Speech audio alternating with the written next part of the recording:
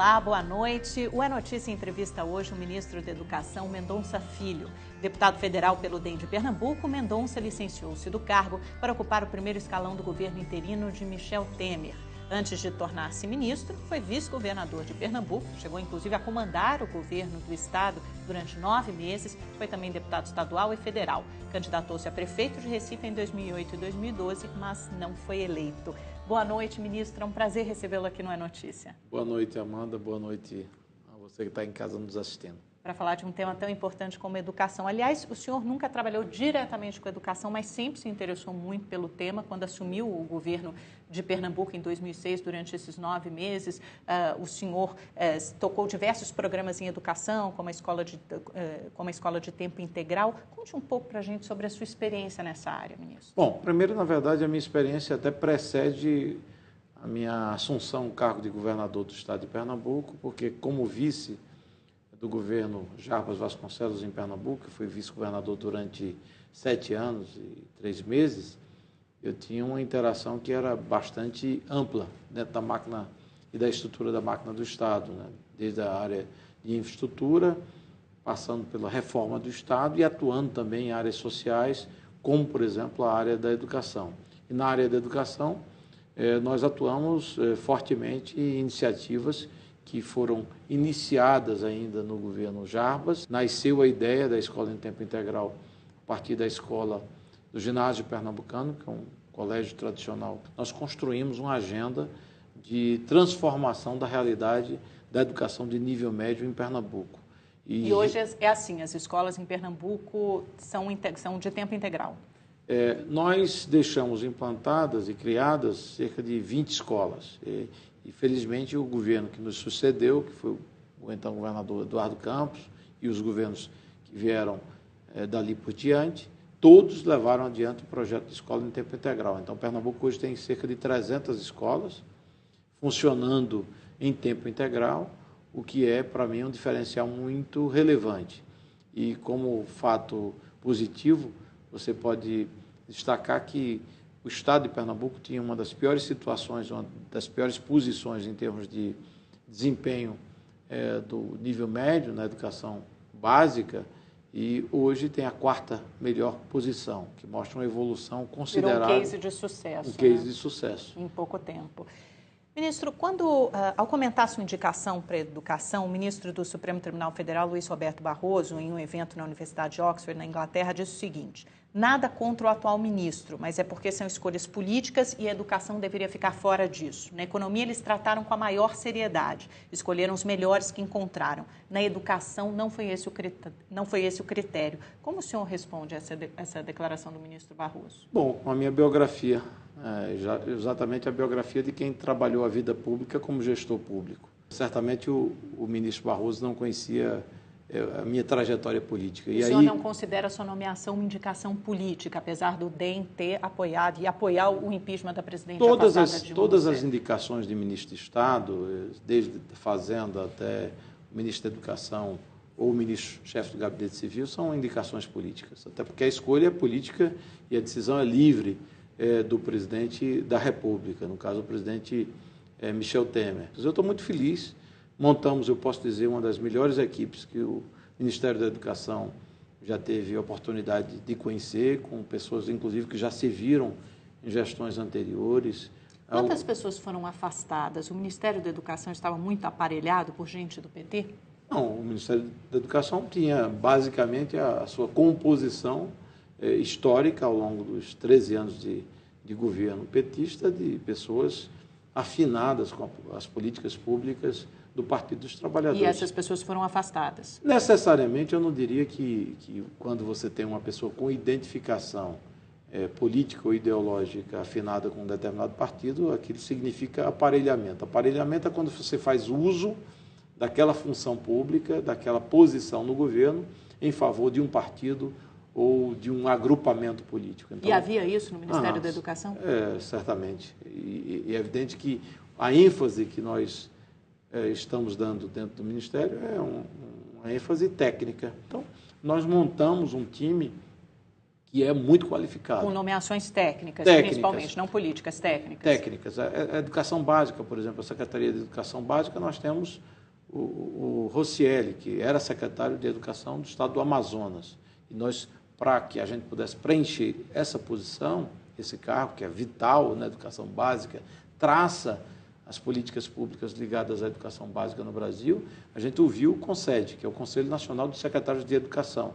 Então, a rigor, uma interação perfeita. A professora Regina, que é a professora Regina de Assis, que foi secretária de Educação do ex-prefeito César Maia, no Rio de Janeiro, também compõe a nossa equipe. Então, todo mundo, gente com larga experiência larga na experiência. área. Então, gerir, e cabe a um bom administrador público, é compor uma boa equipe, ter bom senso, estabelecer políticas públicas que atendam à necessidade da população e, consequentemente, melhore e avance a política pública a qual você está dedicado. Agora, ministro, me diga, com todas essas novidades na área, o que vai mudar na educação se o presidente Michel Temer for efetivamente confirmado no cargo depois desse processo de impeachment? Quais serão as marcas, ou qual será a marca na educação do governo Michel Temer? Bom, primeiro a marca da qualidade, né? A gente precisa lutar sempre mais recursos para a educação, é uma luta que engaja a todos nós, o cumprimento das metas do Plano Nacional de Educação e, ao mesmo tempo, também Essas metas serão perseguidas Perseguidas, ainda. é a nossa base de referência para que a gente possa atingir as políticas públicas envolvendo a educação infantil, o ensino fundamental, o ensino médio, o ensino técnico, o acesso ao ensino superior. E, dentro desse quadro geral, nós já destacamos alguns pontos que serão pontos muito relevantes nas políticas do MEC. Por exemplo, a Base Nacional Comum Curricular. Mas isso já estava em andamento, Estava em andamento e nós vamos buscar o cumprimento dessa meta, inclusive, do PNE. Quando isso vai ser apresentado? Né? Porque já a Base Nacional Comum Curricular já era para ter sido apresentada em junho, começou a ser apresentada publicamente em setembro do ano passado, ainda setembro de 2015, ela está atrasada. Quando é que a gente pode esperar que ela seja apresentada? De acordo com o cronograma divulgado, ela está atrasada. Nós assumimos a posição de ministro de Estado da Educação em maio, 13 de maio. Não estou responsabilizando vocês, não é isso? Não, é só para posicionar e que o telespectador em casa possa acompanhar. Nós assumimos em maio, já pegamos o cronograma atrasado, porque dentro das fases de elaboração e de construção da Base Nacional Comum Curricular, nós tínhamos a discussão nos estados, e é o que está ocorrendo. Eu, pessoalmente, inclusive, fui para um fórum de abertura em Florianópolis, no estado de Santa Catarina, e é evidente que essa é uma questão muito relevante, que precisa de uma discussão técnica, acadêmica. E houve muitas discordâncias. Ela foi permeada, aliás, por vários debates ideológicos, inclusive. E que a gente tem que afastar. Eu acho que o debate tem que ser técnico. Eu acho que a gente tem que ouvir, recepcionar todas as matizes do pensamento na área educacional, mas o foco tem que ser a referência internacional. É evidente que a gente não vai copiar a base curricular americana ou australiana, inglesa, mas a gente tem que se espelhar no que há de mais, eu digo, avançado em termos de definição de base curricular. Dê um exemplo, por exemplo, porque na gestão anterior havia uma tentativa, por exemplo, de ensinar a história com base nas culturas indígena e africana. Vocês vão voltar àquela história de ensinar com a visão, baseada na visão eurocêntrica, é isso? Houve uma discussão muito intensa a partir de professores de história, tendo como foco de discussão justamente a primeira versão da base.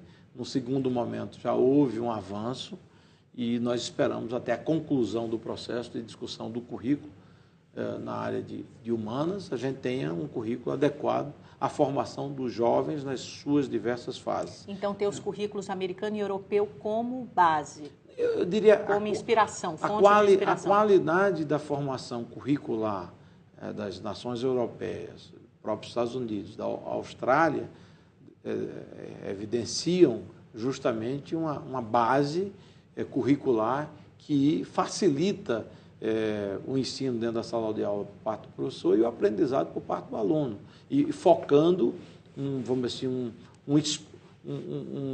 uma base que atenda às necessidades de aprendizagem por parte do aluno e de conteúdo necessário as diversas fases do estudante ao longo da sua vida educacional. Então, a gente vai focar, evidentemente, a partir da educação infantil, ensino fundamental, os anos iniciais e anos finais, e até o primeiro ano do ensino médio. Porque, no caso do ensino médio, como eu te dizia há pouco, antes da entrevista, nós queremos também aprovar um projeto no Congresso, que já foi fruto, inclusive, de uma discussão ampla numa comissão especial, de reforma do ensino médio, para tornar mais flexível o ensino médio, conectado, inclusive, com a educação técnica e tecnológica, e dando mais liberdade para que os estados, na definição das políticas públicas educacionais, e os estudantes, dentro da sua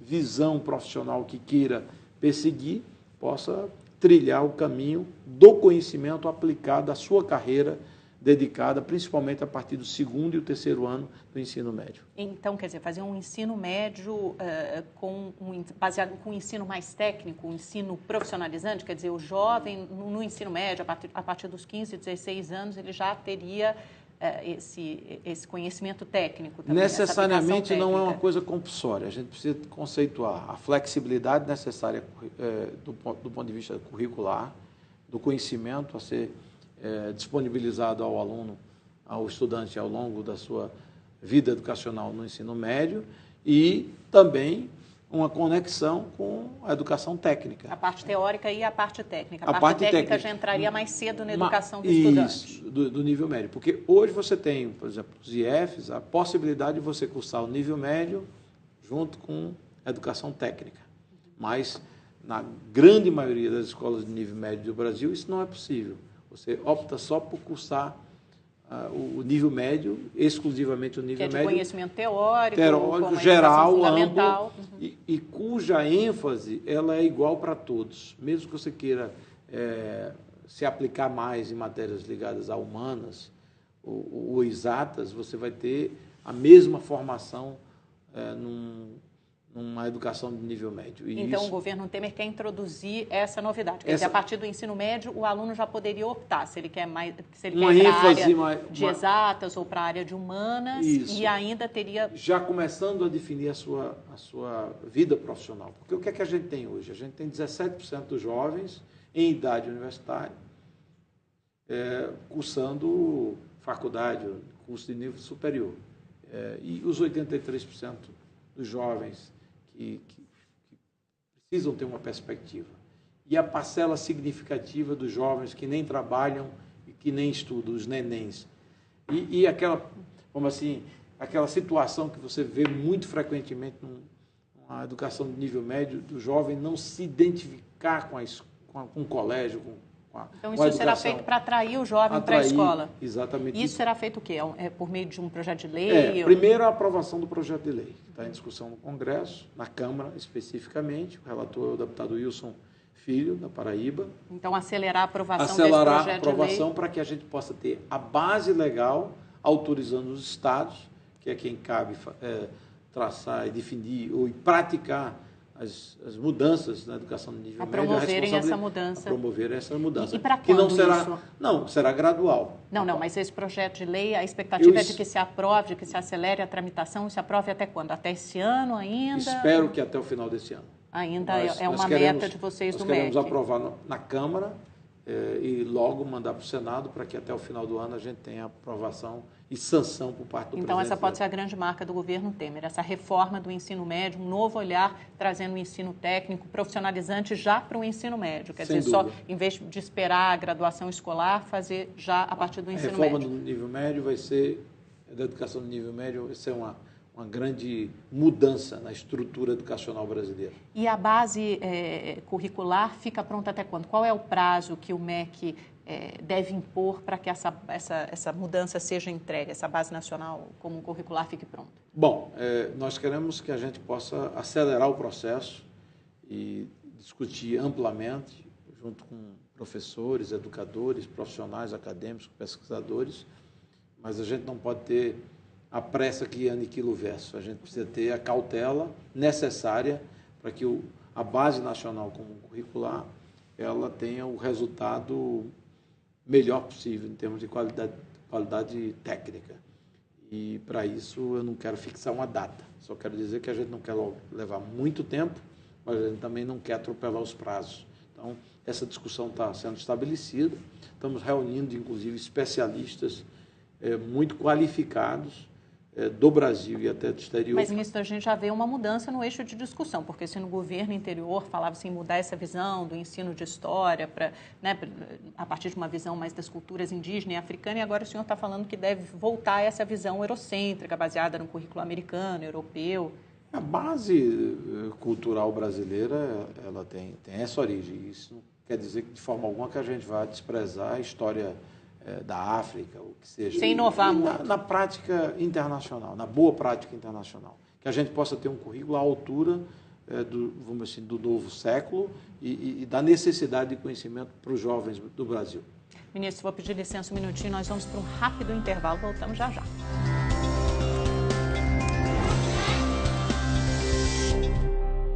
Olá, o É Notícia está de volta com o ministro da Educação, Mendonça Filho. Ministro, o governo Temer se comprometeu a manter os principais programas do PT na educação, né? A gente tem o Pronatec, o SISU, o FIES, o ProUni. Na sua opinião, que programas funcionam bem e quais são ineficientes ou precisam ser modificados? O ProUni, por exemplo, funciona muito bem. E, inclusive, nós já ofertamos mais vagas nesse segundo semestre de 2016 do ProUni do que o segundo semestre do ano passado. Então, FIES, esse aumentou, né, o número de oferta de vagas. O FIES teve um comportamento que teve um pico aí de oferta de financiamento estudantil para mais de 700 mil vagas. Em 2014, né? Antes da crise ficar clara, pelo menos. Exatamente. Né? Depois caiu dramaticamente. Passou 2014, aí a gente teve um desempenho de redução dramática do FIES.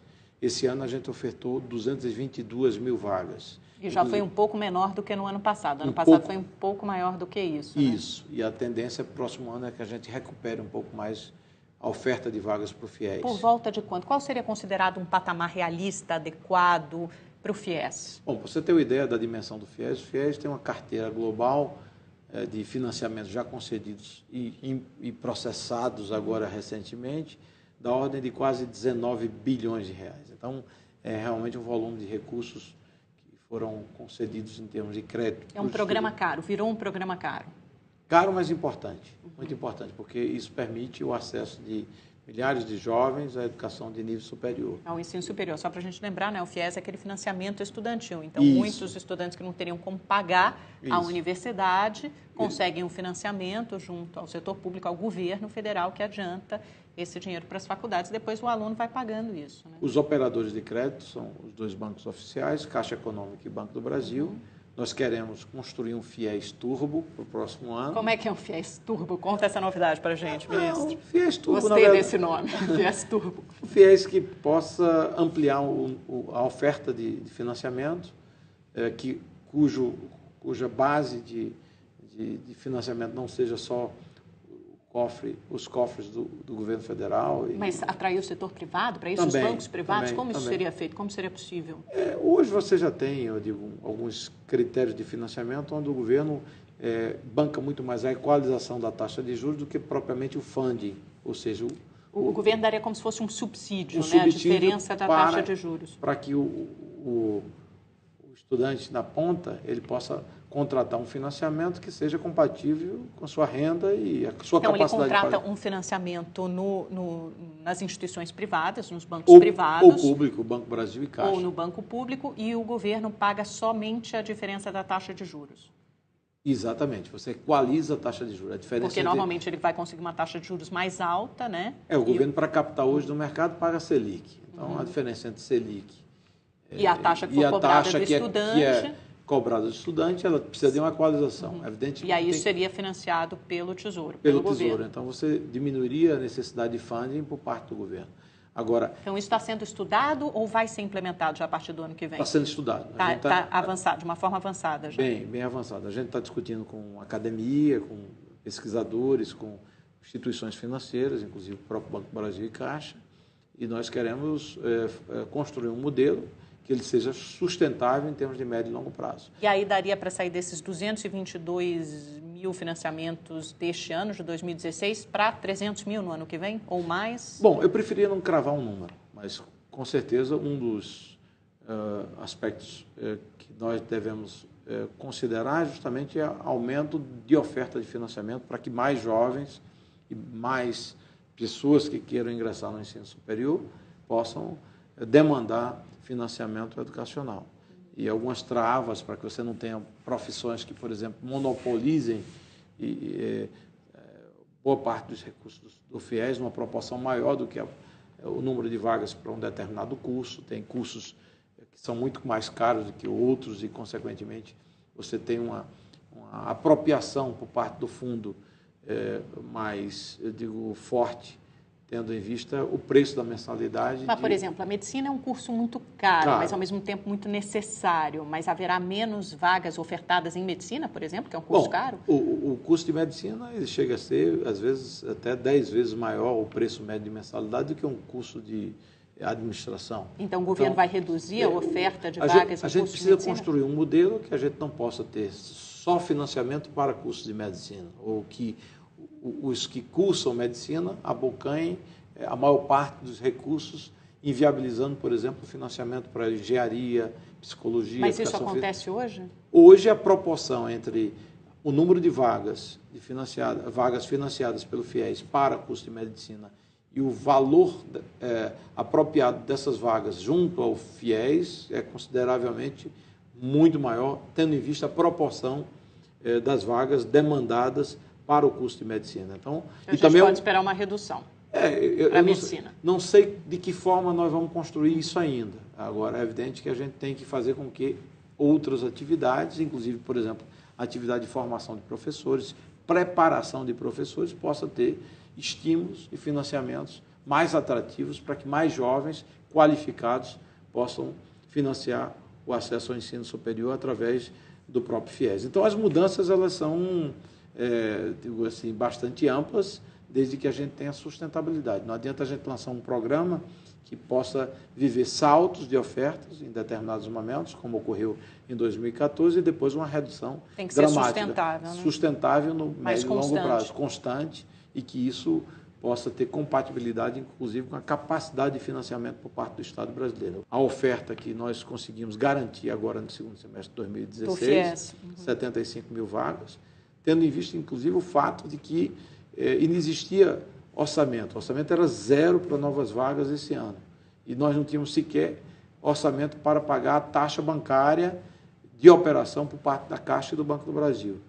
E tivemos até que levar ao presidente Temer uma medida provisória que ele editou e remeteu para o Congresso Nacional, transferindo o pagamento dessa taxa de 2% do Tesouro, que era encargo do Tesouro, para as instituições de ensino. Isso fez com que Parece uma coisa pequena, mas é um montante grande, né, de 400 milhões de reais. Agora, ministro, e o Ciências Sem Fronteiras? Pode ser o primeiro programa criado no governo do PT e encerrado pelo governo Temer? Bom, primeiro a gente tem que conceituar o que é o Ciências Sem Fronteiras. Ele tem aspectos de estímulo a bolsas de pós-graduação no exterior, doutorado, pós-doutorado, e isso não tem nenhuma hipótese de mudança. Pelo contrário, a gente pode até aprimorar o programa, mas a gente vai preservar o número de vagas. Na pós-graduação. Na pós-graduação. Nós, inclusive, quitamos boa parte das dívidas que herdamos, porque existia um passivo enorme da CAPES junto a bolsistas que estavam cursando no exterior e recebendo bolsas da CAPES para fazer curso de doutorado, por exemplo, e a gente conseguiu aí repor e equalizar justamente esses pagamentos, e ao mesmo tempo tinha aquele programa que era o programa de intercâmbio de graduação, que atingiu... Um aluno na universidade, né? Quer dizer, ele está na faculdade, na universidade, vai passar um tempo fora numa instituição estrangeira. Exatamente. Esses alunos, eles, por exemplo, num universo de 35 mil alunos, num orçamento de um ano específico, salvo engano, 2015, eles consumiram o equivalente a 3,7 bilhões de reais, o que dá um preço médio de 105 mil reais por aluno. Também é considerado alto esse custo. Custo tendo em vista a relação custo-benefício, o impacto do programa. 35 mil alunos, 3 bilhões e 700 milhões de reais. Para você ter uma ideia, esse valor de 3 bilhões e 700 milhões de reais, que atendeu a cerca de 35 mil alunos, foi o mesmo valor investido no Programa Nacional de Alimentação Escolar, a merenda escolar, para atender... Então, o custo per capita fica muito alto. Quando o senhor põe na balança, o programa de merenda escolar atende 39 milhões de alunos.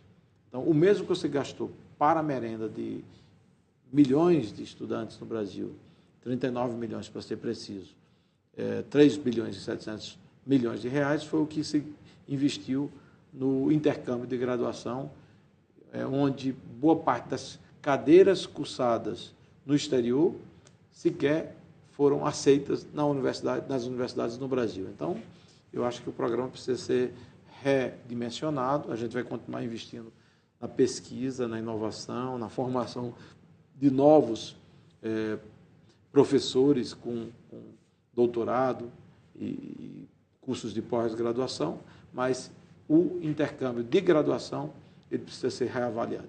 A gente enfrenta, através de um momento muito particular, né, ministro, porque por causa da situação das contas públicas, é uma situação muito grave, né? A gente vai ter um déficit de 170,5 bilhões de reais neste ano, uma expectativa de déficit de 139 bilhões de reais para o ano que vem, quer dizer, são montantes muito significativos. E o principal projeto da área econômica do governo Temer até agora, a PEC do teto de gastos, que é limitar o aumento das despesas à inflação do ano anterior. Hoje em dia, a educação tem um gasto por vinculação, garantido pela Constituição, né? A chamada vinculação constitucional, 18% das receitas do orçamento são obrigatoriamente gastos em educação. O senhor não teme que, se essa proposta, a PEC do teto de gastos, for aprovada no Congresso, reduz os recursos para a educação?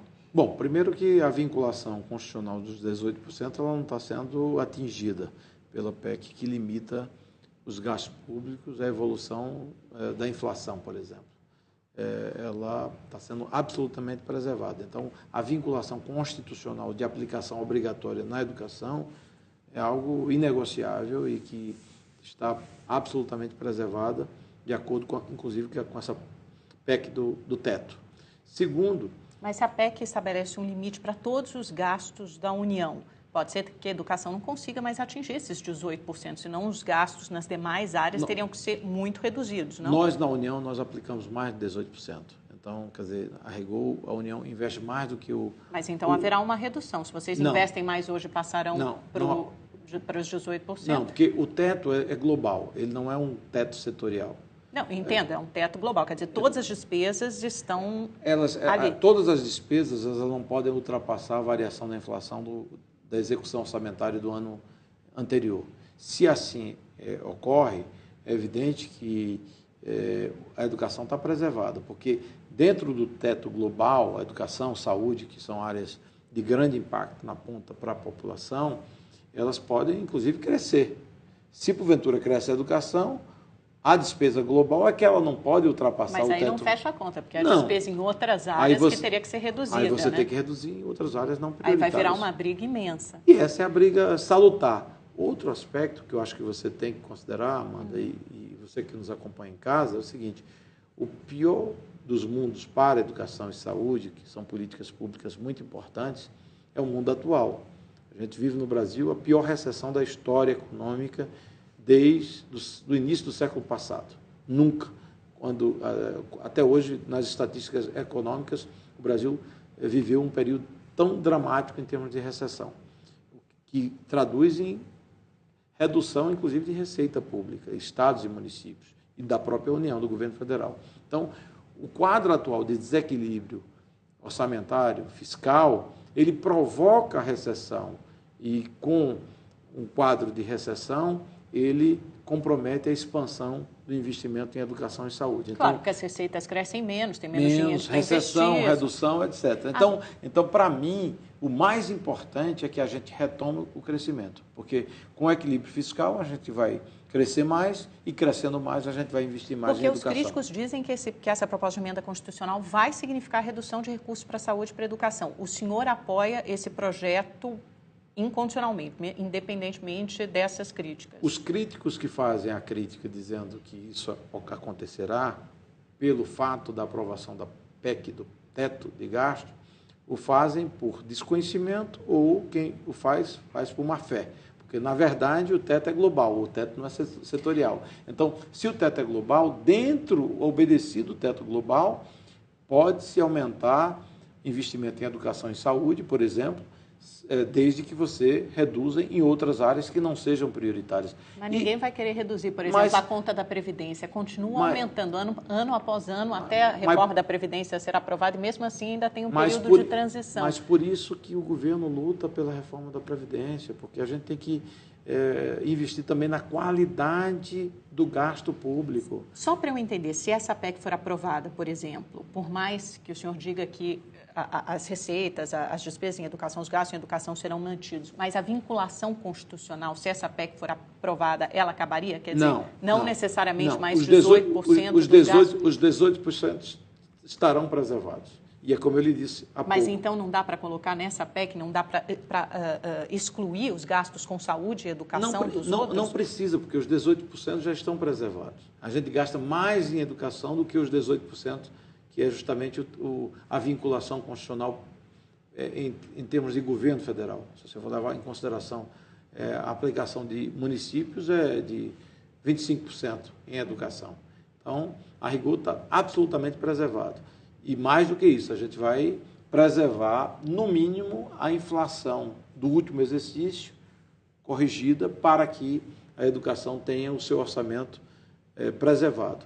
E tendo o reequilíbrio orçamentário e fiscal alcançado, o Brasil retoma o crescimento. Crescendo mais, nós teremos mais investimento em educação e saúde. Agora, ministro, o Plano Nacional de Educação aprovado pelo Congresso prevê que o gasto na área aumente dos atuais 6% do PIB para até 10% do PIB até 2024, até o ano de 2024. A PEC do teto de gastos não significa, então, descumprir essa meta do PNE? Não, é aquele argumento. Mas não vai crescer tanto, não vai chegar a 10% do PIB, porque se só cresce segundo a inflação. O gasto global, a despesa global pública. A educação pode crescer além da inflação. Mas a gente sabe que isso dificilmente acontecerá, né, ministro? Porque haverá uma briga feia entre todas as outras áreas. Não é só a educação que está contemplada ali no teto de gastos, né? Tem todas as outras áreas. Mas pode. Há de se ter uma consciência, Amanda, de que o Brasil, para se desenvolver, precisa ter equilíbrio fiscal. Equilíbrio fiscal, eu diria que é a mãe de todas as reformas, porque é o que permite o Brasil crescer. Na sua casa, se você não equilibrar a sua receita com a sua despesa, você gasta mais do que recebe, o que você ganha, você quebra. Numa empresa acontece a mesma coisa. Numa nação, num país, quando ocorre um desequilíbrio grave entre receita e despesa, com déficits cada vez maiores, evidentemente, o que é que acontece? A sociedade paga com mais inflação, que significa perda de renda, e com ausência de crescimento econômico. O senhor está dizendo, não basta olhar de uma maneira setorial, tem que olhar de uma forma global. Essa é a prioridade agora, aprovar a PEC do teto de gastos. O que interessa à educação brasileira é que o Brasil volte a crescer. O Brasil voltando a crescer, seria o único jeito. Nós teremos mais receita, mais investimento em educação. O senhor acha que o Brasil gasta muito em educação hoje? Não. Gasta mal? Gasta mal, sim. Eu acho que gasta mal. A gente tem exemplos de que gasta mal. A gente precisa gastar melhor. Como o quê, por exemplo? Como, por exemplo, o programa Mais Educação. O programa Mais Educação, que é um programa que estimula a educação integral nas escolas públicas do Brasil, comandado pelo governo federal. Ele tem, no último exercício, um universo de beneficiários no registro do MEC de mais de 8 milhões de estudantes. Quando você vai para essas mesmas escolas atendidas no Mais Educação e verifica o censo escolar, você tem pouco mais de 4 milhões de alunos nessas mesmas escolas. Então, há uma ineficiência, um buraco que você precisa explicar. Então, esse é um exemplo clássico desse tipo de gasto. O sistema de call center do MEC custava ao ano 125 milhões de reais. Nós reduzimos em cerca de 70 milhões, economizamos 70 milhões para o MEC. Eu citei há pouco o exemplo do FIES, cujo custo da taxa bancária paga ao Banco do Brasil e à Caixa era bancada pelo Tesouro. Nós economizamos 400 milhões de reais. Então, eu estou citando, na área de serviços terceirizados do MEC, nós vamos economizar por ano 100 milhões de reais. Dá para ganhar eficiência, né? Então, dá para ganhar, gastar melhor, porque, na verdade, a educação ele não precisa gastar no meio, na atividade meio, tem que gastar na ponta, para que o o recurso chegue à escola, ao professor, ao aluno, e a gente possa garantir uma educação pública de qualidade. Vamos falar sobre isso no próximo bloco, ministro. Eu peço licença mais um minutinho, nós vamos para um intervalo bem rapidinho, voltamos já já. Não saia daí.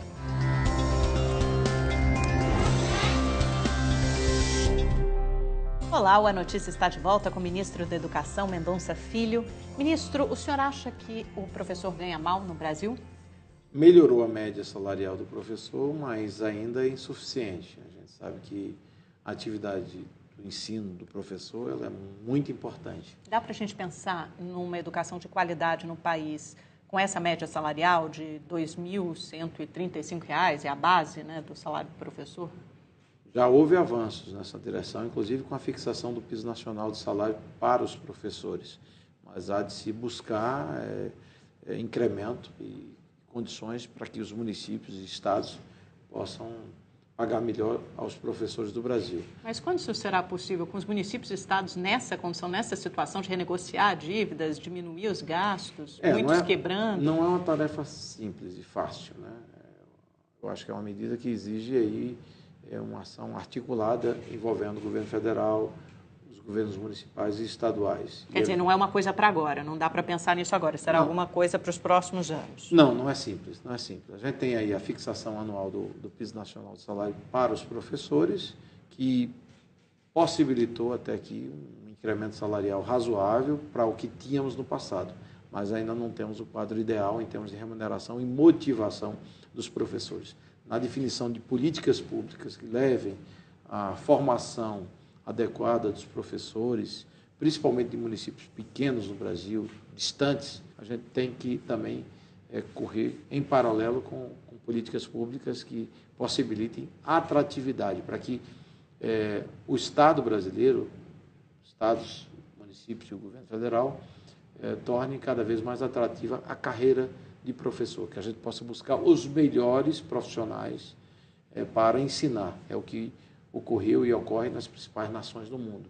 Coreia, por exemplo, você tem grandes profissionais na área da educação, porque a atividade de ensinar o professor torna-se uma atividade de muito prestígio e muito atrativa, inclusive do ponto de vista financeiro. É difícil até imaginar como se faria isso, né? Ministro, o senhor é a favor da lei de cotas na educação? Sou a favor da lei de raciais e sociais? Eu acho que a maior ênfase, o destaque tem que ser dado à cota social, muito embora que, eu digo, não há nenhuma posição do governo de rediscussão, por exemplo, da lei de cotas raciais. Isso será mantido? Será mantido, sim. É uma correção de uma injustiça histórica, de uma injustiça social no Brasil? O senhor enxerga dessa maneira? Bom, eu acho que é uma coisa já consagrada e definida, né? Agora, é lógico que um jovem pobre que quer ter uma oportunidade de acesso à universidade, a um ensino de qualidade, ele também, independente da cor da pele, ele tem que ter oportunidade e estímulo por parte do Estado. Nas melhores instituições de ensino público, ensino superior, como a USP, por exemplo, em São Paulo, os alunos vêm de escolas privadas. Esses alunos deveriam pagar pelo ensino nas universidades públicas? É uma discussão que eu não gostaria de ter. Eu acho que essa é uma discussão bastante polêmica. Mas por que? O senhor não tem uma opinião formada ou acha que essa discussão não se coloca? Eu acho que essa discussão não se coloca no momento atual. Eu acho que é um momento que sequer existe a possibilidade de uma discussão envolvendo a questão do pagamento das universidades. Para mim, e está, vamos dizer, muito claro que a universidade no Brasil vai continuar pública e gratuita. É uma discussão que, neste momento, ela não tem qualquer possibilidade de ser aberta.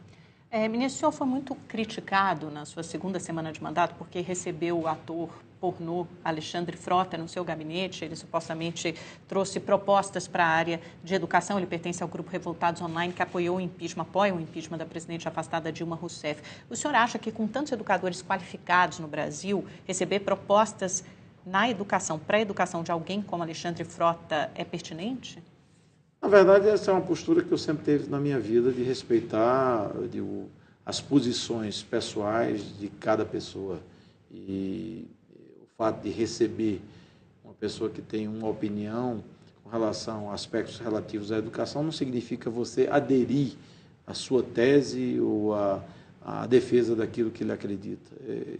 Eu poderia, inclusive, ser criticado por muitos se, porventura, não tivesse o recebido, porque seria chamado de preconceituoso, que não o recebi Aí o senhor foi criticado por receber. Então, eu acho que qualquer posição adotada naquele instante, ela poderia motivar uma crítica bastante ácida. O senhor não se arrepende, então? Acha que agiu corretamente? É evidente que a repercussão dada ao episódio não foi uma repercussão positiva e agradável, mas é o que eu disse. Se, porventura, a minha atitude fosse de recusa no recebimento do ator, poderia provocar uma reação semelhante numa interpretação inversa, de que seria uma visão de preconceito e de pouca pluralidade da minha parte. Eu respeito as pessoas e não sou obrigado a me afinar ou sintonizar com a ideia de quem quer que seja. Eu sou uma pessoa bastante democrática. O senhor foi relator da proposta de emenda de reeleição no governo Fernando Henrique Cardoso. Autor da proposta. Na semana passada, houve muita discussão acerca da possibilidade de reeleição do presidente Michel Temer. O senhor acredita que se Temer fizer um bom governo, primeiro for confirmado na presidência, depois fizer um bom governo, tiver uma boa aprovação, deve se colocar como candidato à reeleição? Eu acho que é precipitada essa discussão. Eu, por princípio, sou favorável à tese da reeleição.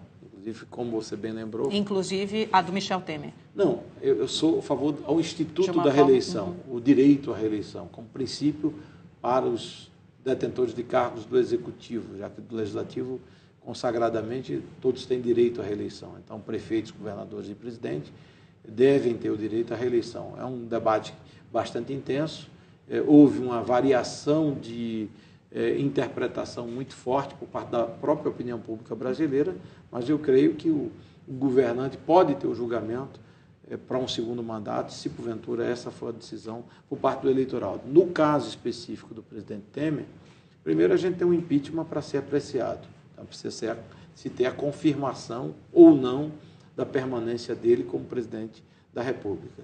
Segundo aspecto, eu acho absolutamente inoportuna uma discussão com relação a uma eventual candidatura do presidente Temer à reeleição, porque... Ele perderia o apoio de partidos que hoje fazem parte da base aliada e que também tem candidatos para 2018. Não é só isso, o aspecto mais de interpretações políticas por parte de aliados. Para mim, o aspecto mais relevante é que o Brasil tem que se concentrar hoje num processo de recuperação, que é o grande empenho do presidente. Sem pensar numa futura eleição. Agora, se eu colocar essa pergunta de outra maneira, seria possível, ao mesmo tempo, se não é possível pensar em relação, é possível, em reeleição, melhor dizendo, é possível descartar desde já a reeleição? O presidente Temer se manifestou de que não seria candidato à reeleição. Mas a gente sabe que a política muda, né? O sabor do vento é como a nuvem no céu. Está de um jeito hoje, está de outro amanhã. Eu prefiro não interpretar uma mudança eventual futura. Para mim, eu acho que a concentração no momento do governo e nos próximos 24 meses deve ser restaurar a governabilidade, recuperar o país, fazer com que o Brasil volte a crescer e ofertar empregos para a população brasileira. Uma discussão nesse instante relativa à questão de reeleição ou não, eu acho que apequenaria ainda mais o debate político e inviabilizaria o grande debate em torno de reforma da Previdência, reforma tributária, até mesmo reforma política. Vamos então para o nosso pinga-fogo, ministro, porque infelizmente nosso tempo já acabou, já estou estourando o tempo aqui.